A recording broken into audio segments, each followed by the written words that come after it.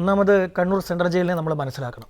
Kannur central jail എന്ന് പറയുന്നത് ഏകദേശം 4 ഏക്കർ ചുറ്റളവ് വരും, വിസ്തൃതി വരും. അപ്പോൾ അതിനുള്ളിൽ ബ്ലോക്കുകളും ഉപബ്ലോക്കുകളും ഒക്കെ തന്നെ മെയിനും അതുപോലെ തന്നെ സബും ആയിട്ടുള്ള ബ്ലോക്കുകളുണ്ട്. അപ്പം ഇത്തരം ബ്ലോക്കുകളിലെ ഉള്ളിലുള്ള ഒരു ജയിലാണ് ഈ അതീവ സുരക്ഷാ ബ്ലോക്കായിട്ട് അറിയപ്പെടുന്നത്. അത് ഏറ്റവും കൂടുതൽ ക്രിമിനൽ സ്വഭാവമുള്ള തടവ് പുള്ളികൾ അവരെ പാർപ്പിക്കുന്ന സ്ഥലമാണ്. വലിയ ക്രൈം ചെയ്തിട്ടുള്ളവർ, ലഹരിക്ക് അടിമപ്പെട്ട് ക്രൂരകൃത്യങ്ങൾ നടത്തിയിട്ടുള്ളവർ, വധശിക്ഷയ്ക്ക് വിധിക്കപ്പെട്ടവർ, ഇങ്ങനെയാണ് ഇതിൻ്റെ ഒരു രീതി.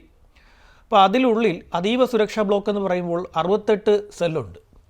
ഈ 68 സെല്ലിലും ഓരോരുത്തരെയായിട്ടാണ് പാർപ്പിച്ചിരിക്കുന്നത്. ഓരോ തടവ് പുള്ളിയും ഓരോ സെല്ലിലായിട്ടാണ് പാർപ്പിച്ചിരിക്കുന്നത്.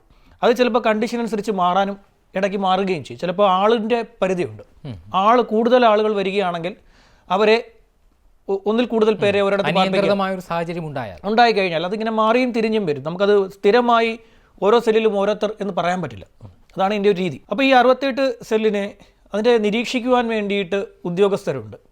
ഇപ്പോൾ അസിസ്റ്റൻറ്റ് പ്രസൺ ഓഫീസർമാർ ചെയ്യുന്ന ഒരു രീതി, സെല്ലുകളിൽ ഓരോ അരമണിക്കൂറിലും സെല്ലിന് മുന്നിലൂടെ ഇവരുടെ ഒരു റോന്തുണ്ട്.